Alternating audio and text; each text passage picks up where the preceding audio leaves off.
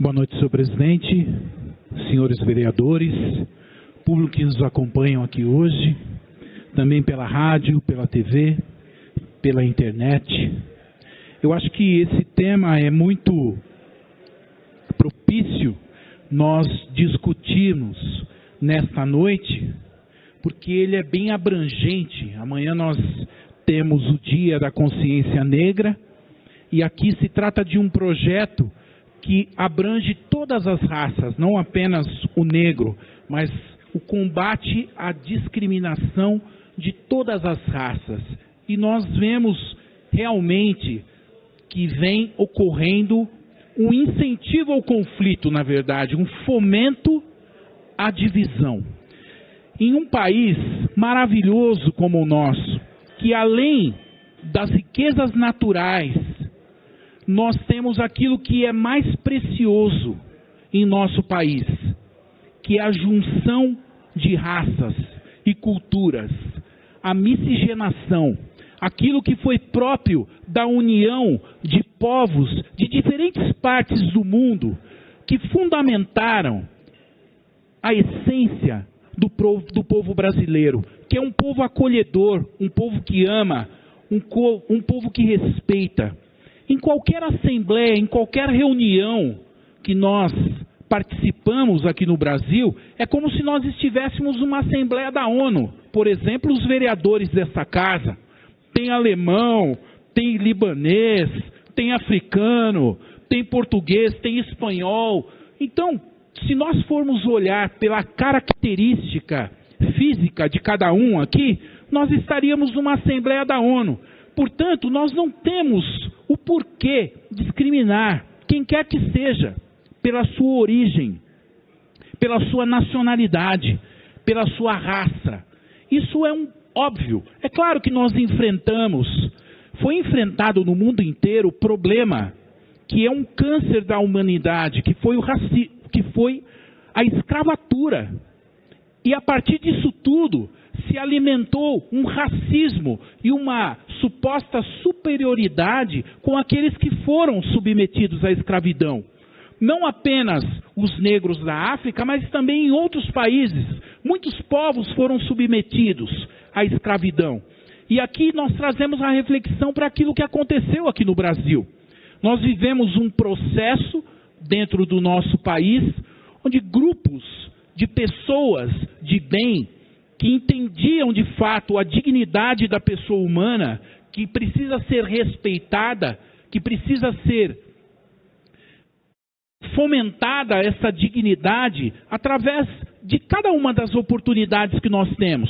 E nós vivemos esse processo, né? Nós tivemos num primeiro momento a proibição do tráfico de escravos, depois nós tivemos a lei do ventre livre, e tudo isso foi deliberado a partir do parlamento, da Câmara e do Senado.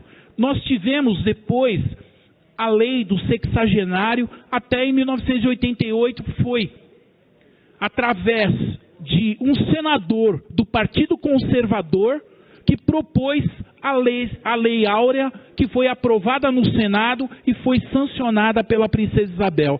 E ela, após ser sancionado, alguns grupos que eram escravagistas chegaram nela: a senhora vai aprovar, mas a senhora sabe que a senhora perderá a coroa, que a senhora perderá o seu trono? E ela disse: 1000 tronos eu tivesse, 1000 tronos eu daria para libertar os negros da escravidão.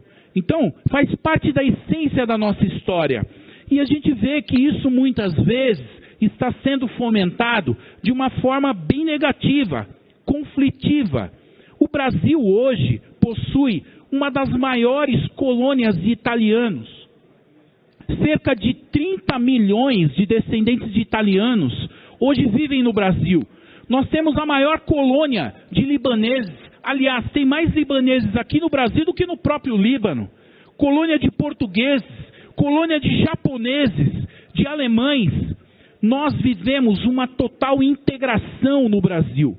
Nós somos, de fato, um país de portas abertas e que respeita o outro. E o que nós precisamos aqui tomar cuidado é que muitas vezes a gente fica colocando, a gente vê isso sendo fomentado na sociedade. Colocar o negro contra o branco, o homem contra a mulher contra o homem, o hétero contra o homo contra o hétero, e vivendo esse marxismo de fato imposto, que apenas através do conflito você vai conseguir construir isso tudo. Porém, isso não é uma característica do Brasil. O Brasil, na sua história e que nós estamos vendo hoje, é uma integração de respeito e que busca de fato a verdadeira dignidade da pessoa humana. Então nós precisamos sim combater todo e qualquer tipo de discriminação contra qualquer tipo de raça, porque isso nos remete a uma animosidade, algo que não é característica própria do povo brasileiro. E por dia o Brasil recebe, nós estamos vendo nas fronteiras, cerca de 500 a 1.000 pessoas estão entrando no Brasil pelas fronteiras de Rondônia. O povo venezuelano. Nós somos um Brasil, nós somos um país totalmente com as portas abertas, independente de onde as pessoas possam viver. Então isso é um motivo de nós nos orgulharmos de fato por aquilo que nós estamos construindo da nossa nação, que é o respeito acima de tudo. Uma parte, vereador. Concedo. Parabéns aí pelas palavras, acho que está sendo bem colocada. Só gostaria de pontuar que uma das maiores discriminações que existe é o pobre, né? O pobre ele é discriminado, porque o pobre quando ele chega em qualquer supermercado ele é discriminado, no banco ele é discriminado, o pobre é discriminado no geral. Porque quando você vê também um negro rico, ou um branco rico, todo mundo quer tirar foto com ele, mas o pobre não. Então acho que a maior discriminação que existe ainda é contra o pobre. Independente de raça, é o pobre é discriminado. Esse sim é discriminado. Quando ele vai no açougue pedir fiado, o cara não vende para ele, porque ele é pobre. Então, se ele tivesse dinheiro, não importaria a cor dele, entendeu? É isso que eu quero dizer. O discriminado é sempre o pobre, independente de raça e de sexo. O pobre sofre no Brasil. Muito obrigado pelo aparte, o senhor tem toda a razão em sua colocação, mas a gente percebe que através dos meios de comunicação, também linhas ideológicas, uma fomentação de um conflito, colocando um contra o outro. E nós devemos, sim, respeitar a liberdade individual do outro e respeitar as decisões do outro, porém que essas decisões não sejam impostas a outro. Então é algo complexo, porém é aquilo que o Brasil vem construindo desde a sua fundação, a primeira civilização tropical, que foi construído um império na América. E não é à toa que o Brasil permaneceu unido e nós vemos os nossos vizinhos, todos se dividiram. E o Brasil permaneceu unido. Foi de fato porque foi consolidado aqui um povo miscigenado, que se respeita e que precisa avançar na educação em vários pontos. Mas só foi possível que o nosso país estivesse unido devido a essa construção que foi uma fusão entre o negro, o branco, o europeu, o negro, o africano, o velho mundo, os países da África, os índios que já habitavam aqui, também aqueles norte-americanos, e um exemplo maravilhoso, concluindo a minha fala, que a Lei Áurea, quando foi sancionada aqui no Brasil, foi uma grande festa, um carnaval fora de época. As pessoas saíram às ruas para se confraternizar. Ao contrário disso, nos Estados Unidos, nós tivemos a Guerra de Secessão.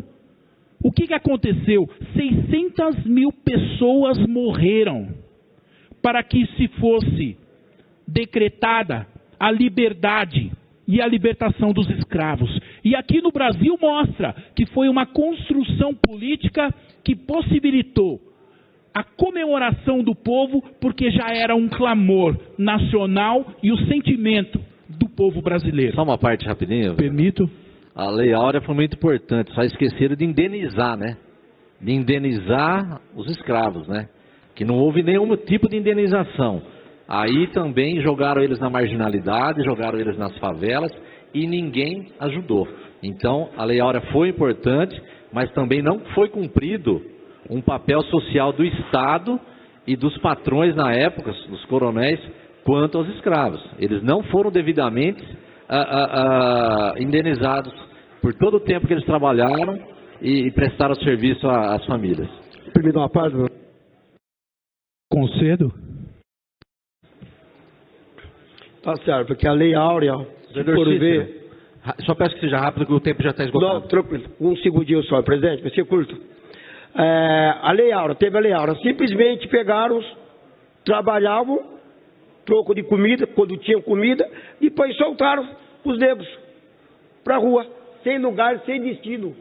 Podia dar uma indenização mesmo. Não para fim de terra para eles, pô. Eles trabalharam tantos anos para eles. Só que não foi feito isso aí na Lei Áurea. Então, foi simplesmente soltou e abandonou, por ficar aí pegando lixo. Onde virou marginal, viraram marginal, onde foi todo mundo conseguindo. Por isso que a gente diga, a Lei Áurea, então, foi uma lei, foi liberdade, mas foi uma liberdade falsa. Obrigado, presidente. Não vou falar porque discussão racial, não gosto de discutir isso aí, porque sobre preconceito, eu sou contra qualquer tipo. Obrigado. Muito obrigado pela parte. Qualquer tipo de preconceito é inadmissível, mas nós aqui nesse parlamento podemos identificar a importância daqueles que deliberam e aqueles que passaram pela história do Brasil e que lutaram através do parlamento para que houvesse a liberdade, né? Alguns hoje dizem que não foi bom, mas então queria que os negros continuassem escravos? Nós precisamos refletir a respeito disso tudo. Muito obrigado, senhor presidente, uma boa noite a todos.